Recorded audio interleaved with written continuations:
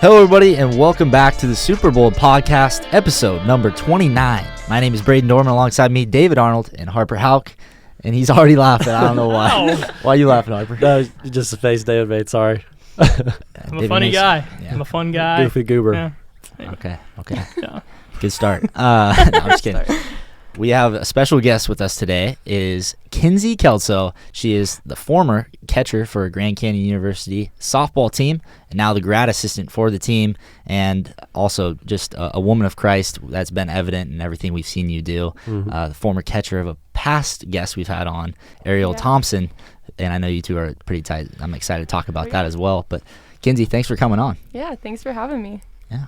Well, the first segment today that we're going to do is something fun that we've done in the past called This or That. We're going to give you a couple scenarios, and we want to hear, I guess, your point of view on these. Harper, I heard you got a funny one that you want to start with. So, I mean, ultimately my question is more about whether uniforms or the field is more important, okay? So, from a team perspective, would you guys rather have the coolest uniforms and a rundown field, or would you rather have a state-of-the-art field and pretty ugly uniforms? That's so tough. That's a good one.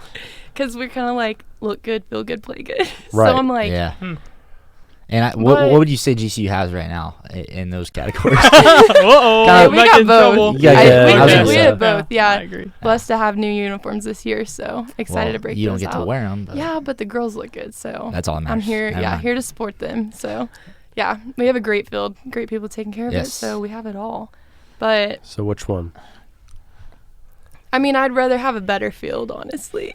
Okay. Just because the play is going to be a lot better. But that's a good question. So you wouldn't mind looking a little crazy. A little crazy. Like, look a little crazy, but play really good. It would be tough to get beat by a team like that. It might throw the other team off, if you. Right. It honestly could. Yeah. That's a good point. Truly. So you think the field's more important? Yeah. Okay. Hey, as a guy that played baseball and never surmounted to anything past high school, I agree. I think the field's way more important. Yeah. But it's cool to have both, and you do here at GCU. You do. Remember that. You got the next one, David? So, kind of twofold here. As a player, would you prefer playing a day game or a night game? And then as a fan, more so, would you prefer watching a day game or a night game? That's a good question. I always like playing under the lights, so definitely night game type of girl. So, and then as a fan, I'd probably say night game too. It just feels more intense. Yeah, so, really. Yeah, I agree. think it's really cool under the lights. Yeah. I think I like I don't know why I keep answering these questions, but It's okay, man. I think I'd rather watch a day game. Really? Because it gets a little chilly at night, right? Mm-hmm. But I would way rather play. It's nice. You can bring your scarf. Oh, we got to make that a clip. That was awesome. Yeah, sorry. Yeah. Well, I've called some games, and it is cold in that booth at night. Like, it gets chilly at the beginning of the year. I'm guessing you can agree with that. Yeah, and behind the plate, because of, like, how the field's set up, there's shade back there, so you're never in the sun, so it's always pretty cool. So fair enough. All right, my this or that question is, would you rather end an inning by catching a strike three or throwing somebody out at second base? Ooh, throwing someone out at second base. Yeah. That was quick. Oh yeah, that was my favorite thing, catching. So and how, I don't have the numbers in front of me, but I would imagine you were pretty successful in that endeavor. I feel like people didn't tend to run on you very often. They didn't. I think year one, they didn't know what to expect, and then got some people at second. They're like, oh, shoot, don't run. So year two, there wasn't that many attempts, but if there were, I threw them out. Yeah. Awesome. Well, coming off of a pretty historic season, 2 years ago, you went to the UCLA Regional, lost. Come back the next year, same exact regional, right? Yeah. And you guys had been on that field before, a little comfortable with that field, comfortable with the opponent, and you guys knock off UCLA in their own regional. Just as a year as a whole, how did that feel, especially it being your senior year, kind of coming together and getting over that hump? Yeah.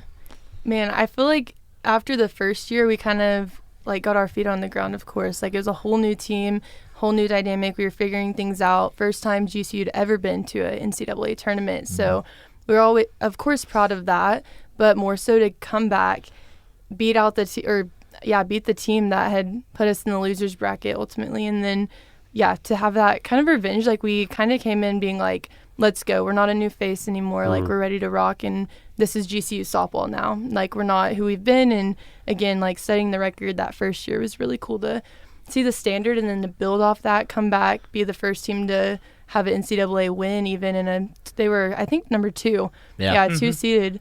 And they're a great team, but it was cool to get to be like, this is where we like belong to. So it was awesome. You guys were on ESPN for that game. I remember watching it, and after it happened, it was the talk of the nation. Like that was one of the biggest upsets in history, right? Yeah, definitely. Later on in that regional, you guys eventually lost to Liberty.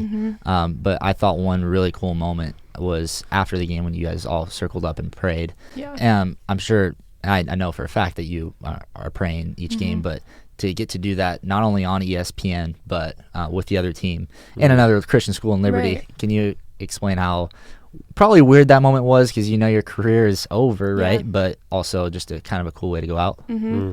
What's crazy, I don't know if anyone knows this, but it was the last inning of that game, and I'm like on deck, and Coach Hayes kind of like comes up to me, or it was like right before the last inning, or honestly that's kind of a blur, but he comes up to me and is like, hey, want to pray after this game? I'm like, it just ended my career, but like, yeah, that's great, like I can do it. And so of course, like Liberty stepped in and prayed and things like that, which obviously it's not always normal to see that on a sports field at all, like across all sports. And so I think just remembering it's more than just a game. Like eventually it ends. Like my career ended off that game, and I'm grateful I have the Lord to rely on and to trust with what's next, because softball isn't always there. And I know that because I have like Christ as my foundation, and I know there's more in store. And so thinking through that, I was like, this is a really cool moment to like not just end my career, but also end it in prayer on a field. So that was awesome.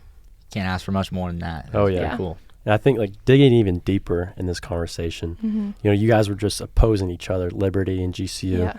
How do you flip that switch from competitive drive, trying to knock each other off, and then coming together as prayer? Was that kind of weird at first? For me, not as much, because I think like coming to Christ my sophomore year of college, and like getting to experience that build through like competing with teams and like walking away, whether like the last 3 years, like practicing that on my own with my own frustrations and my success, or with not having success, obviously, and knowing how to handle that along the way throughout my career, I think helped that moment to be like, okay, breathe, let it go. God, I'm glad that you're so much greater than this sport and a win or a loss. So I felt like for me personally, it was easy to be like, okay, like, let's see what's next. I'm really grateful for these opportunities. But it took time, because it wasn't always like that. Absolutely. Yeah. And I was going to ask if there's something specifically that the Lord has taught you through your time as a player in softball is the high, obviously experiencing super high highs, low lows. What was something that he's kind of put on your heart and really helped you to learn and take away past softball? Yeah. Ultimately that like he has the glory for all things. Like I'm sure a lot of athletes say that too, but that he is like constant and steady, and he's not changing. And his love for me isn't based off my performance. Like there's so many lessons I feel like I've learned from the Lord, which is so kind of him, because I get to walk away and God just be like, it's worth it to share the gospel. It's worth it to meet these girls. It's worth it to have that, because I'm ultimate and the sport isn't. And so I feel like that's probably like some of the bigger things that I feel like I learned through my sport. Totally. And I want to build off of something you just said. You're talking about you were not defined by our performance. Yeah. I think for Christian athletes, it's absolutely an advantage to have your faith as your foundation. Yeah. Because most athletes found their foundation and identity in the sport, right? And so they idolize it. But as Christian athletes, we're able to look at the sport as a gift from God, right? Right. And we're able to compete in the sport without the fear of failure. Can you talk a little bit more about that, how it's like a competitive advantage? Yeah. Man, I'm trying to think too.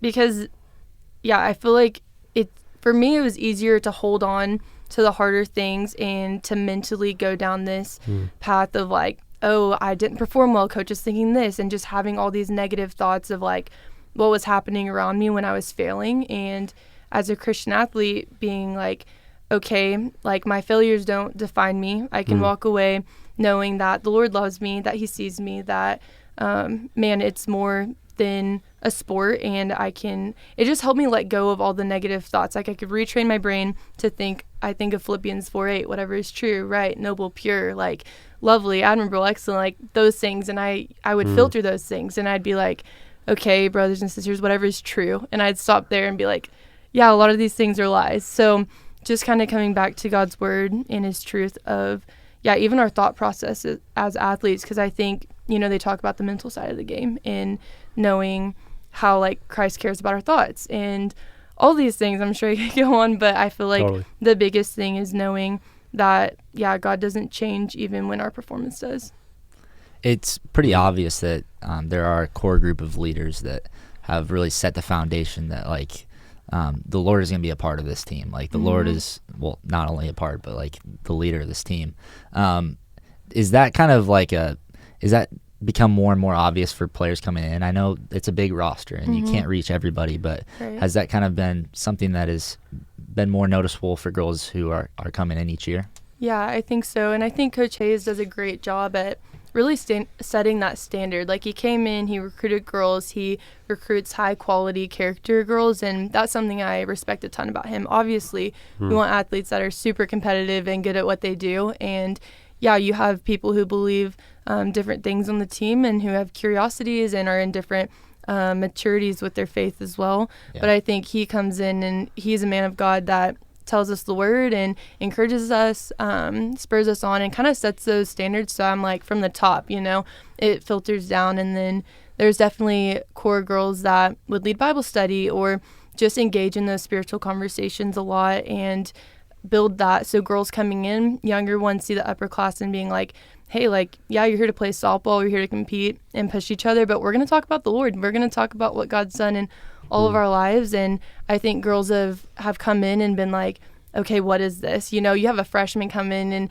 you don't know what you're doing. Even me as a freshman, I'm like, okay, what's the standard? What do you do? And you kind of jump on board. And so knowing how that works, being a freshman to being an upperclassman when I was on the team, it was easy to be like, I'm going for a young girl. Like I'm going to pull her by my side and tell her about the Lord and meet them where they're at. So I feel like, our younger girls and transfers coming in know the standard and kind of the expectation and hopefully the love, honestly, like the true heart behind all of it.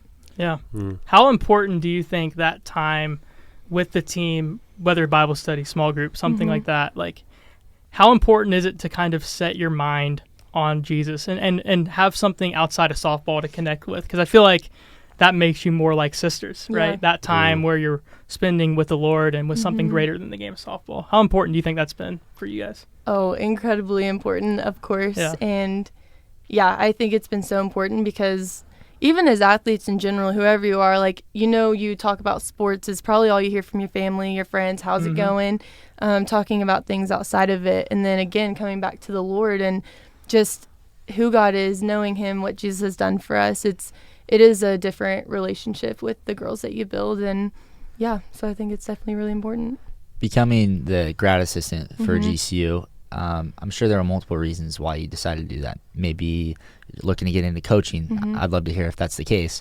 But also kind of continuing to build relationships that you already have and fostering new ones with the new freshmen coming in. Was that another reason that you decided to do that? Yeah, I would love to stay in coaching, and that's also another reason is to continue the relationships I've built and build new ones, because I see Coach Hayes even of like the man of God he is and the coach he is. Like he's able to separate those but integrate them at the same time. Like he knows when he needs to be like a coach, but obviously like he doesn't separate them in a negative way, but he knows when he can call a girl and be like, hey, I expect you to perform like better, and then after be like, hey, like God loves you so much, like you're loved, you're seen, you're known, and you have a purpose outside of this. And so getting to see his example encouraged me to even stick around in the sport, honestly, because I've loved working with girls from a young age. I'd give lessons all the time, and to think that my job could be to coach softball but also bring girls to know Jesus, I'm like, that's that would be really awesome to like do ministry that way. Absolutely. I mean, that's amazing. And I could kind of tell that, I mean, most grad assistants probably are thinking about it at least. Right. Sure. But I guess, what does that role look like for you this year? Like, obviously you will have those opportunities off the field, but on the field during game days, during these long weekends, what are the day-to-days going to look like for you? Yeah. As in like what I kind of like job wise, or like kind of meeting girls, or like a little bit of both? Everything. All the above. A little bit of both. Yeah. It's definitely been an adjustment, like living with girls, doing life with girls, to now navigating how to meet girls and do life with girls when I'm obviously not like living in the same building, doing everything with them. Like I get to see them at practice for a short amount of time. So I'm like, how can I utilize that time to encourage them, check on them, ask them how they're doing, how can I be praying for you, to have those conversations, to send them scripture if they're going through hard stuff. I've gotten to do that, and that's been really cool. But I work with the catchers specifically, so I spend a lot of time with them and pushing them, making them better. But again, like kind of coming off, I think it's easy for them to see me obviously as a friend because I'm so close in age. I'm right out of like athletics, but to get to just have real life conversations and call them, see how they're doing, and check in like that. How's that transition been with teammates? Yeah. Especially with Ariel? like with teammates, is it weird having to actually coach them now instead of being just a teammate? To an extent, yes. Like obviously Ariel and Kate, like I'm really close with, and we've had our fair share of like funny moments in that, because like I told Ariel today to run a lap, and she was like, no, and I was like, which it was about us not seeing each other as much, and I was like, okay, run a lap, or like I ran. Wait. You told her to run a lap because she hasn't been seeing you enough? No. Okay. Oh. So she was like, you don't hang out with me anymore, and I was like, oh, she was giving you animosity. We were giving. Yeah, because I said, I don't even see you anymore. She was like, yeah, and said something back. And then I was like, that's a lap, take a lap. And we were just messing with each other. Yeah. And then, like 2 days ago, I rung up Kate because I'm like the umpire during the scrimmages.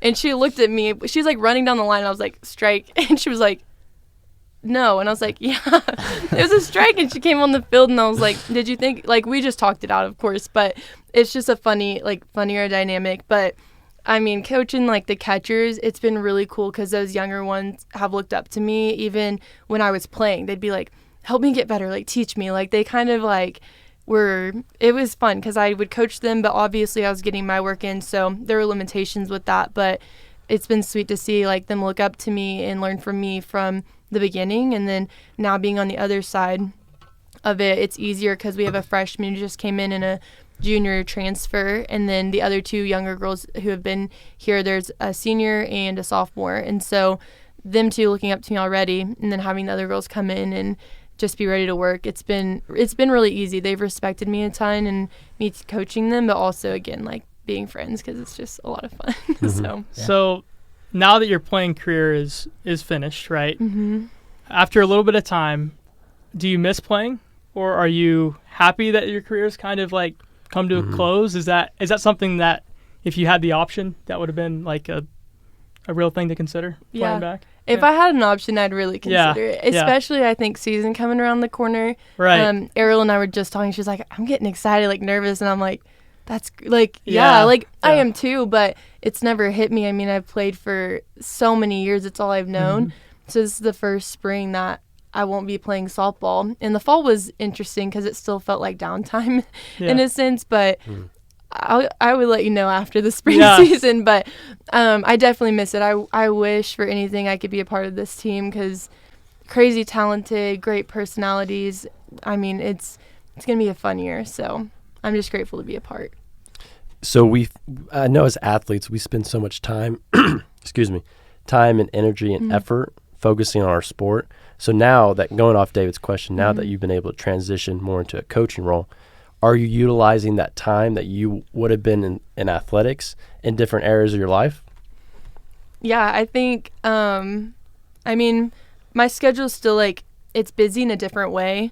But yeah, I use my time a lot differently now. And so I have a lot more time with the Lord in the mornings, I feel like, not like having lift and stuff. And I actually meet with a group of girls outside of athletics at GCU, and we have like a small group study. And so we go through that together, and they're helping lead it. And so while they lead it, I get to meet with them like one-on-one. And so most of my evenings, I feel like meeting them, hanging out with them. My roommates are incredible. They're in ministry at ASU. And so getting to talk about ministry with them has been encouraging, and just like doing life together with people outside of athletics has been fun too. So definitely looks a lot different. Definitely, just a lot more free time to fit other things in. So let's take a step back, because it is obvious that the Lord consumes your day, which is amazing. But where did that come from? Where did that start? Because that's not the case out of the womb, right? You're not feeling that way at 2 or 3 years old. At some point, there's a moment where the Lord takes your hand and says, like, this is how we're going to do it now. Yeah. Do you want to kind of get into that story for us, and how that maybe over time happened, or if there was a significant moment that led to that? Yeah, of course. I mean, I grew up in a Christian home. Like, I grew up in Oklahoma, so everyone knows, like, you go to church on Sundays, and knew of the Lord a lot, heard it all the time, whether it was, like, my nanny telling me, my mom talking to me about it. Very grateful for those moments. But I would say it wasn't until my sophomore year of college. I was at University of Oklahoma, and I got introduced to some girls outside of athletics in a ministry called STUMO. And I was like, don't know what this is, and it's all Greek life, actually, so very new. Yeah, and some women met with me and shared the gospel with me and laid it out on this illustration through Romans 6:23, and I was like, okay, like, this is the first time I'm like seeing it in my face. And I go to college, and I'm like, nobody knows me. I'd built this reputation of like this really good girl, good person all through college, and of course, like, freshman year, I'm like, it's my decisions now. And that for me was super negative, and I was easily influenced by the world and kind of did my own thing. And so, my sophomore year, when an older woman sat down with me at Starbucks, I remember it, and like seeing the gospel in my face, I was like, the life I'm living is not this, and you have joy, I don't have this, and softball's not great, and this is hard. And it just was like a moment where the Lord was kind of like opening my eyes, but I still was falling back into sin and some things that my teammates were doing or my friends around me were doing. And so I went to a 9-week discipleship program over the summer, actually, and involved with STUMO too. And I remember we sat down and read the Bible, and I was like, man, I feel like this is the first time I've even read the Bible. And I was like, I grew up in church, like, I should know these things. And I was like, man, God just hasn't actually been the center. Like, it's all been for my own gain. And so that summer of 2020, I remember the leader of my group, she shared the gospel with me again, same illustration, and walked me through it. And I was like, like, God's only just been like the side of my life, but not like my life. And so, June in 2020, gave my life to Christ, and my life's looked completely different since then. And I mean, it took baby steps of walking with God at first, of course, and learning a lot, reading the Bible, and having girls around me to encourage me. But that would be when I started walking with Jesus. So congratulations. That's an awesome story. Oh, yeah. Well, when you say you're talking about community, reading the Bible, when you were first into that new life with Christ, what was the biggest thing for you? Oh, man, it was hearing other girls and what they even thought about the Bible. Like, I remember sitting at this picnic table in Norman with these 3 other girls that I honestly just met them, and we were spending a whole summer together. So this was like so random for me, to an extent. And I remember they're like writing notes, and I'm like, I don't know I don't really understand this. And just getting to talk to them and ask them questions. I feel like asking questions can be so scary for new believers, and it's easy to look up. I remember looking up at my leader like, man, you just know everything and you're so awesome. And she did know a lot, but she also started there too, and she would remind me of that. So having girls around me to just ask questions like, what does this mean? Okay, what about this? Or I honestly don't understand it. And even just praying and being like, God, I don't get it. Can you please help me? But having community around me to love me and hold me accountable and encourage me was like huge. Yeah, I was big for us as a group too. I mean, we all pretty much went all in at the same time, and that was such a blessing. I mean, I look back and it's like we all would probably be in a different place without, all of us together learning. We started doing Bible studies, and that's how this podcast came to be. Yeah. So it's really cool how God works that way. But. Yeah. I was going to say, and this has been the case for a couple other guests too, but sometimes it's the devil will like mess with me personally, like just kind of like, I can't believe you did that, and it was similar. Like, I had a similar freshman year where I was the good kid, and I all of a sudden had my decisions to make, and I didn't make the right ones. So just hearing it from you and seeing where you've come from that, it's inspiring to me to know that there are others like me, but also others that are killing it right now that were like me. So, thank you for sharing that. I think a lot of people could be in any phase or season of that walk right now that just needed to hear that. Yeah. And it's so interesting, too, because so many, like you said, it's kind of hard to ask those questions as a new believer. And it's like the enemy will attack with that and want you to be alone. You know, it's like life isn't meant to be done not in community, right? A community it's one of the greatest blessings we can have, right? To be able to have brothers and sisters to walk with has just been amazing. And, the Lord, like, in so many different ways can bring you that community, right? Going to church. It's weird going in and feeling like, okay, this is like the first time I've been in a while. I wonder what people are thinking. All these thoughts can run through our mind. But just, I like how you said earlier, like filtering out what is true, right? Like, is everybody looking at you? Probably not, but your mind can be this, I mean, it's the battleground, right? Yeah. Like, of how easy it can be to believe a lie, even though you're not, you don't think it is. So just remembering that God's not here, to shame, to blame. Like that's the enemy, right? He calls you by name. So. Absolutely. Kinsey, you got to be a part of the Beyond the Game devotional. Yes. And I was with Katie Keenan the other day, and she let me read through it, and I got to see your devotional. I'm not going to read the whole thing out loud, but it was based off of the verse 2 Corinthians 5:15, and he died for all, that those who live should no longer live for themselves, but for him who died for them and was raised again. And your bolded point was evaluate your heart and dig deep. What is your identity? Yeah. So clearly that is something that was on your heart at the time that you wrote this devotional. Can you kind of give us the reasoning for choosing? I mean, you could have chose anything out of the Bible. You could have gone anywhere you wanted. But being a part of that devotional, if you want to tell us how that process went, because it's pretty awesome. But then the reasoning and the kind of God putting that on your heart in that season for you. Can you kind of go through that? Yeah. Man, that's crazy.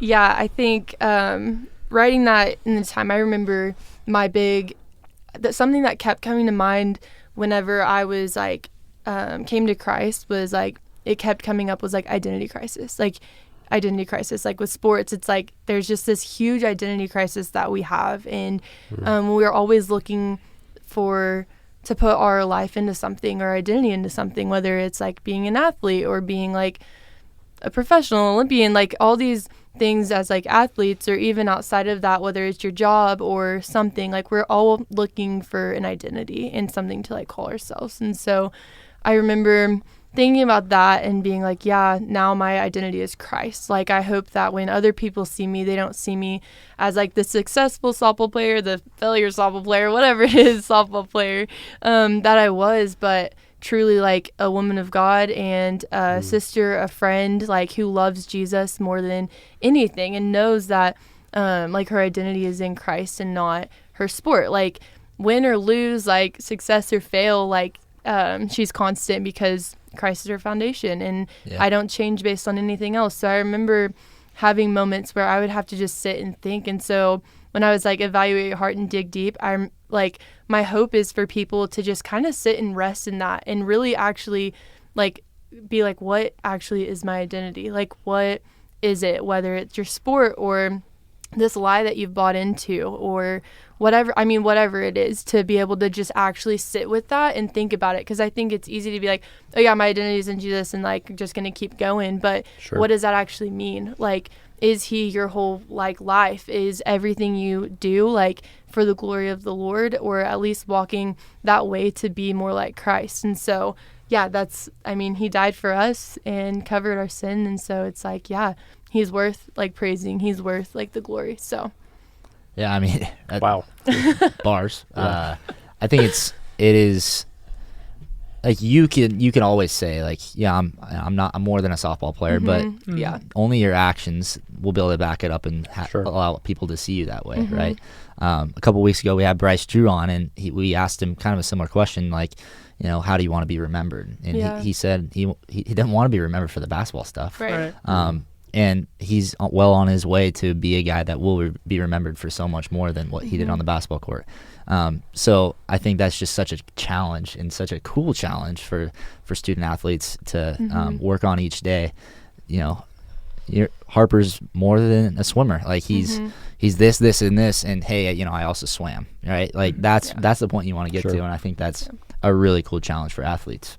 You have anything else to add there, Harp? Oh, yeah. No, I just was going to go back to something you said. You're talking about how when your identity is found in Christ, it's never ending. It's sustaining. Yeah. If you find it in anything else in this world, it's always going to be leaving you wanting more. Right. And so I think that's the big differentiator right there. You will always be able to come back to it. Yeah. Everything that our heart and soul longs for is found in Christ. It's the well of truth. And so you can't find that anywhere else. It's always going to leave you wanting more and actually pointing you back to Christ. Yep. Yeah, And he's so the true. Prince of Peace for a reason too, because when you have your foundation, it's like it doesn't matter what happens. Yeah. Right? Really, like, I mean, we can have a bad day, and that foundation is so solid, like it's not going anywhere. I mean, God is in control of everything we see. He controls what we can't control.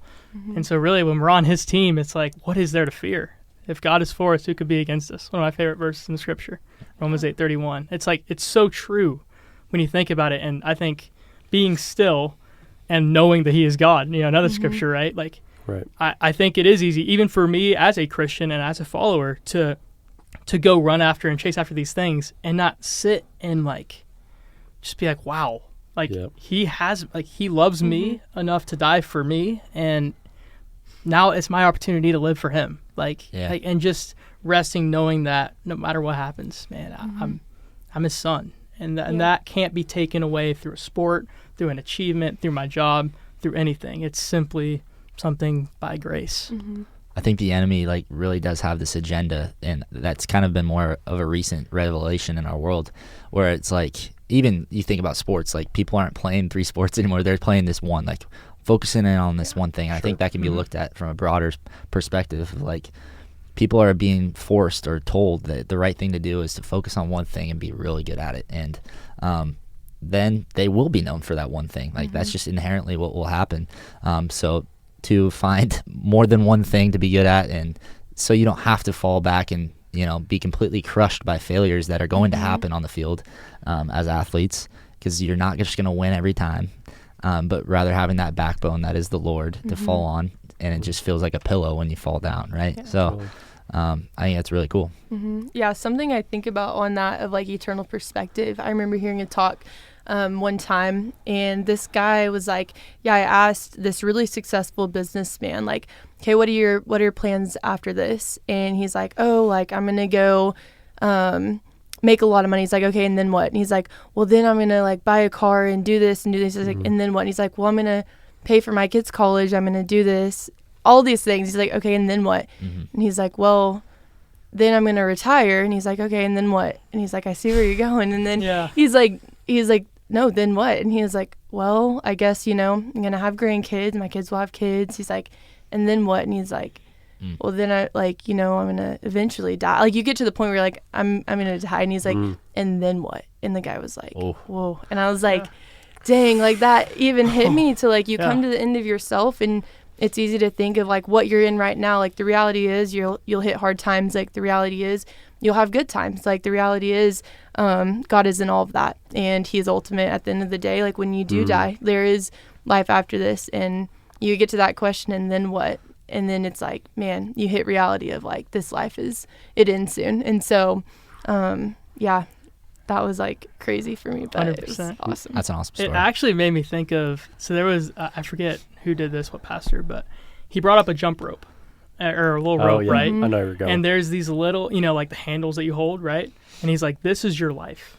All the rest of this is eternity. So why Why do we live like we only have this when we have Amen. Eternity basing off how we live now?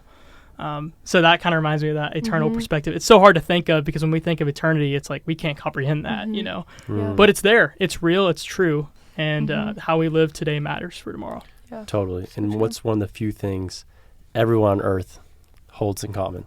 We're all going to have to face death, right? And so I love the what's next question because it makes you think down the line. Because I think there's a tendency in our society to push it down, the spirituality. Because I think one way or another, everyone's thinking it. It's just whether or not you're actively pursuing it. Right. And so it doesn't matter if you're the most intelligent in the world, the most powerful, most athletic. You go down the list, we're all going to have to face that question of death, the certainty of it, and whether or not we're on the right side of salvation. So I think as Christians, there can be a struggle with that, though, and I want to hear your perspective on this if you've ever dealt with it. But like knowing that you can always repent and be forgiven, and like you could technically push it away, and God could forgive you, if you're deserving of it. How do you balance that thought in your mind with the thought that I need to keep doing this every day? Because, at the end of the day, right, it could all end tomorrow. We don't know that. So that should be the main reason. But is there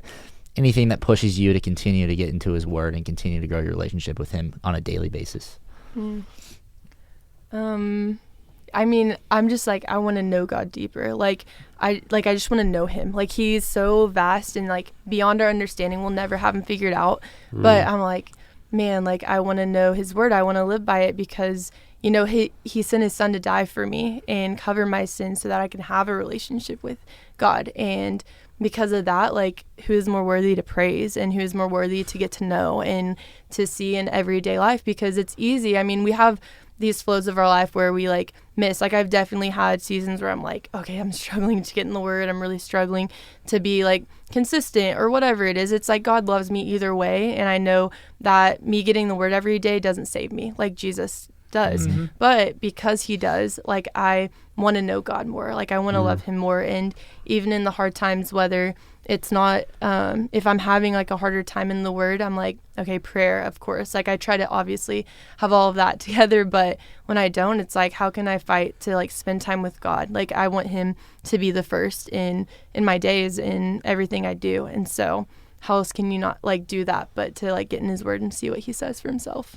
Man, I love what you said. Who can figure him out? Yeah. Like, he's beyond our comprehension. We can't put him in a box. Yeah. Right? Like, we can't measure how much love, grace, mercy, all these attributes and characteristics of him. We can't measure it. Yeah. And it's like you're saying, the more you read his word, the more you listen to his spirit, spend time with him, spend time with the body, the more you're humbled by that. Yeah. Right? We talk about it all the time. The more we know, or I guess the more knowledge and wisdom we pull from the Bible, the more we realize we don't know. Yeah. I think it's a really cool contrast. Absolutely. We often on this podcast like to talk about the labor we're putting in now, and getting to see the fruits of that labor, and sometimes never getting to see the fruits of that labor, but that one day when we're in heaven and God gets to point down and say, this is where you touch. This is like the domino effect that one conversation had. Do you have any stories like that in your walk where you got to really lead somebody to Christ even when you didn't expect it? Yeah. The most recent one that I've just been in complete awe of God. First, to like kind of back up a little bit, was like something that I've prayed a ton is that, man, God, if I don't even get to see this girl come to Christ or girls on my team come to Christ today, tomorrow, the next year, 5 years, like I pray that 10 years down the road, 20 years, like down the road, I get texts or calls from girls that says, hey, Kinsey, I don't know if you remember me. I'm so-and-so, like we're on the team together and you told me about Jesus, and I'm sorry if I wasn't receptive or whatever, but I made the decision to follow Christ. And I'm like, God, even if you don't, I pray that I see them in heaven one day. And so praying that prayer over a lot of girls, like, man, if I don't see you come to Christ today, I pray that you do someday. And you might be the first seed out of like 10 that it takes for them to come to know Jesus. But recently, I've even thought about that prayer the last couple weeks and months even, and been like, God, that'd be just so cool to hear from a girl, like hear from girls, you know, that's never happened. And about a week and a half ago, I got a text from a girl that I haven't heard from in 2.5 years. She was a freshman on the team when I first came here. Wow. And I remember having a lot of spiritual conversations with her and meeting her with coffee and sharing the same Romans 6:23 illustration with her and walking through the gospel and her wanting to make that decision. But you know, her family isn't believers. Her only mentor she had was like her boyfriend's mom. And so we talked a lot about those things, and she transferred out after that first year and hadn't heard from her, and honestly hadn't reached out either. So just doing different things. And sure. I got a text from her 2.5 years later. So again, week and a half ago, but that was like, hey, Kinsey, I want to update you on some things in my life. I decided to follow Jesus, and I'm actually getting baptized this Sunday. Just was like incredible, like moments that we got to talk about. Of course, like we caught up on the phone that Sunday after she got baptized, and hearing her story, I was just like, whoa, like I never not expected, because I'm so expectant that the Lord's going to bring all these girls to Christ. I'm like, God, I know you can do it. Like, you got it. But just not hearing from her, and then that being the text I get from her, I mean, just started crying. I was like, God, you were just so awesome. And I think it was just like, it's worth it. Like, it's worth it to share the gospel, even if you don't see the fruit right away, because you don't know what God can do with it down the line. And I even told her, I was like, you could have never texted me, but if I would have gotten to heaven and you'd been there, and I would have been like, no way, God. Like, and we kind of laughed about it, and she was like, that would have been crazy. And she's gotten to tell me about girls on her team, because she's still playing softball, that kind of came to her, was like, hey, I'm not a believer, but like, let's not talk about it. And then months later be like, I want what you have, and getting to do Bible studies with them. So it's been incredible to see what God can do with just sowing seed, because I mean, he's the one at work, and we're just being obedient. And so just really cool to like experience that fruit. So well, that was a good answer. Oh yeah. And I think it's a good reminder, going off the story. It's our job to plant the seeds and to water them, but at the end of the day, God's in charge of the growth, right? Absolutely. Just like you're saying. So and God doesn't even need, like, okay, how do I phrase this? Like, he doesn't need 50% of the country to be, or of the world to be discipling. He can do so much with so little, right? And realistically, we are outnumbered in this world right now, but we can change that. Just showing, like, one conversation can lead to, it's leading to a baptism, and now discipling of others. Yeah. And you can see how one small conversation has led to that much. What can, one sermon lead to? What can other, like, 2 conversations lead to? Man, how cool to think about that, and how good to remember that in our day-to-day walks. Yeah, and one cool thing I thought of when you said that, it's in Matthew. It talks about, it's where Jesus is talking a parable. And he's like, the seeds, fall on different types of ground, right? And a lot of them get, choked out or whatnot, right? Yeah. But then the seeds that land on solid ground, right, they produce like 100-fold is what it was used. And that was really cool, like when you're saying that, because I was thinking of that. But like, how he can do something starting with one person, right?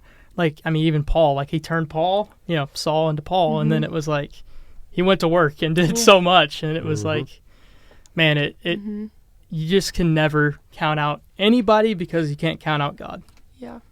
I mean, it's even like, it reminds me of just the Great Commission, like, therefore go. Yep. And it's like, as you go, continue to plant seeds, continue to make disciples of all nations, and teaching them, like he says, teach them, baptize them, like, teach them all I've commanded you, and his promise that he's with us to the very end of the age. So I'm like, there's nothing to be afraid of in sharing your faith. It's just always worth it. Like, I can't say a time I remember sharing the gospel and being like, I wish I wouldn't have done that. Yeah, exactly. Right. So, exactly. Yeah. And it doesn't have to be perfect either. Right.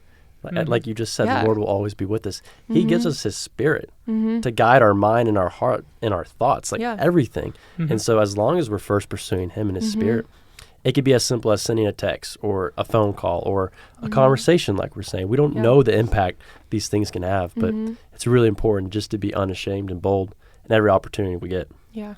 I'm looking in Matthew, and there's so much good stuff in Matthew, but it's verse 16 in chapter 10. I'm sending you out like sheep among wolves. We haven't really talked about persecution, because we have it so good here at GCU, right? I mean, it is not only almost like the norm to be a Christian here, but it's like you'd be persecuted if you were persecuting somebody that was a Christian here, right? Like, we do have it good, but eventually we're going to be off this campus, and I know you're living off campus now, but as you move forward in your life, and you are being sent out like sheep among wolves, like we all will be, how do you plan on leaning on Lord in those moments? Yeah, I think it's really like kind of God to give us that warning too, to like understand what you're going to at war, because it's like we're always in this spiritual battle, you know, good versus evil type of thing. But just to know that I think like God is, again, like in control and more powerful than anything we can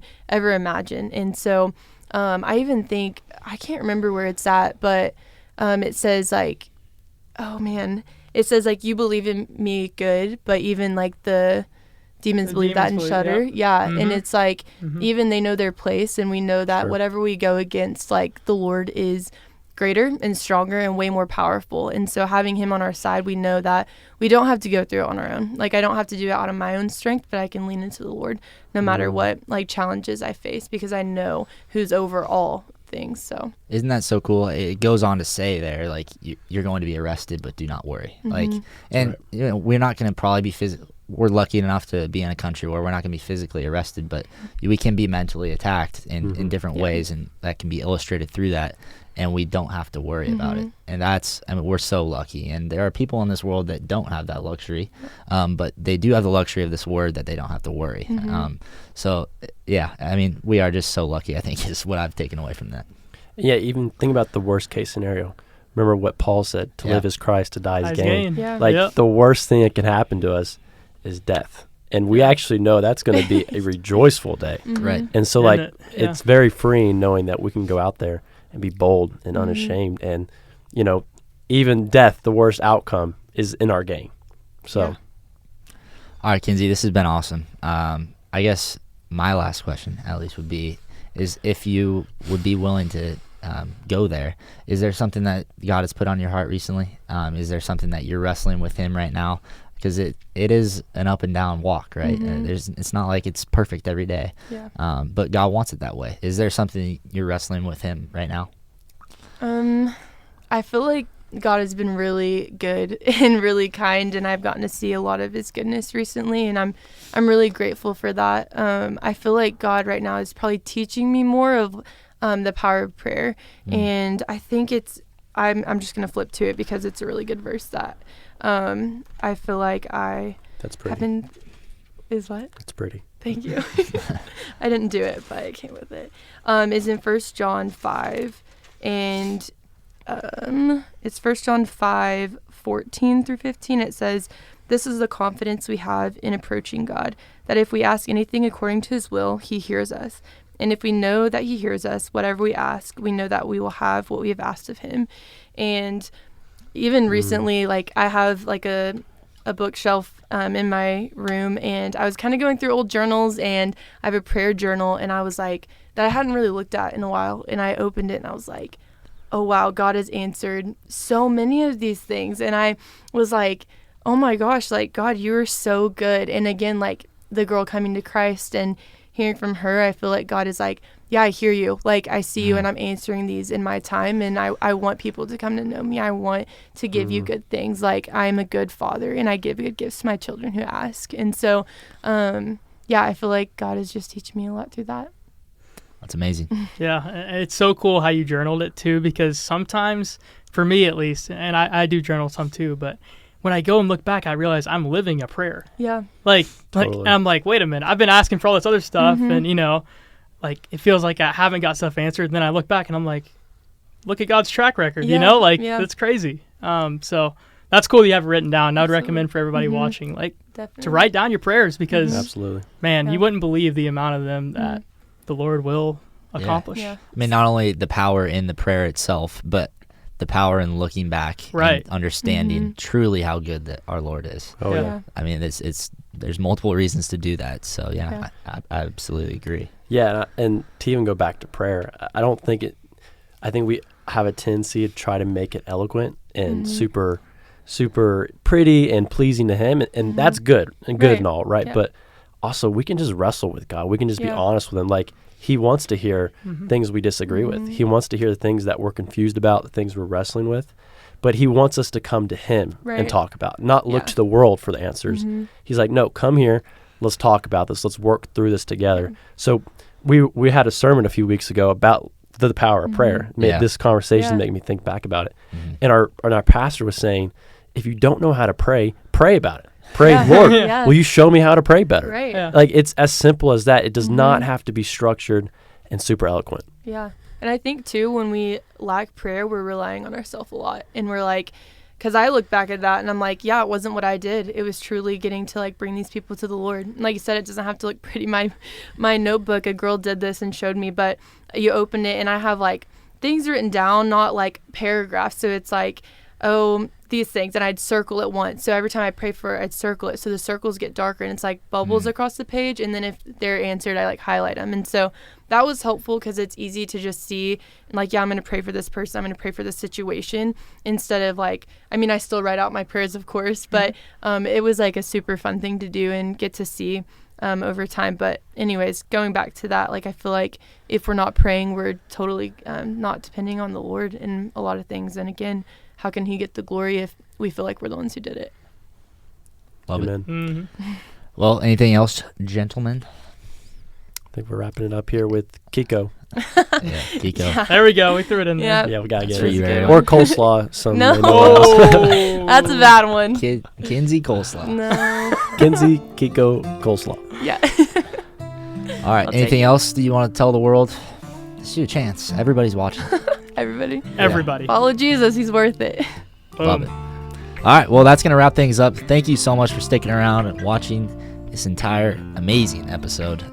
We'll catch you guys next time. Thanks for watching as always. We love you.